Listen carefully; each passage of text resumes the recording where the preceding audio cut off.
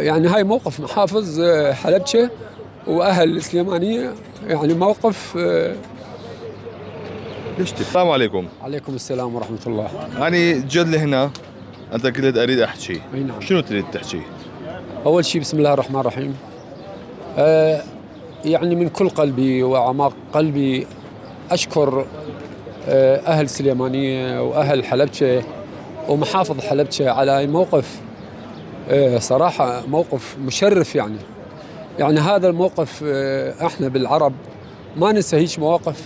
يعني هاي احنا يدل على انه احنا شعب واحد وعراق واحد ودم واحد، ماكو فرق بين كردي وعربي.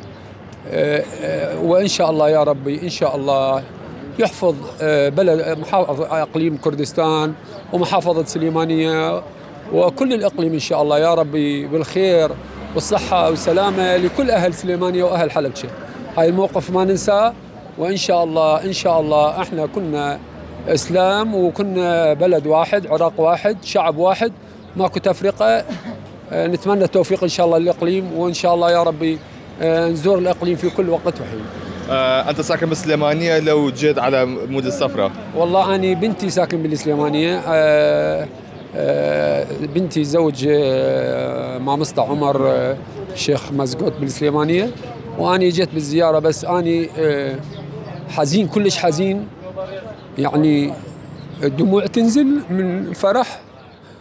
يعني هاي موقف محافظ حلبشة وأهل السليمانية، يعني موقف. ليش تبكي؟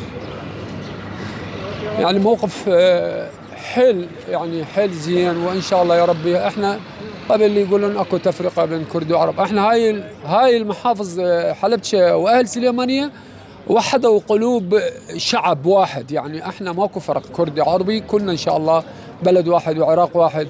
واتمنى يا رب ان شاء الله بالخير لاقليم واهل كردستان بالاجمع. بالنسبة لك، من شفت هاي المواقف، هم 9 أيام دوروا على هاي الطفلة، شنو حسيت؟ يعني أنا ما أقدر أحكي، يعني في داخل صدري دموعي يريد ينزل، ما أعرف يعني شلون أعبر، ما أعرف. يعني هاي موقف مشرف، موقف مشرف لأهل كردستان، أهل سليمانية، أهل حلبشة. يعني هاي موقف يعني يكتب بالصحف بالتاريخ يذكر.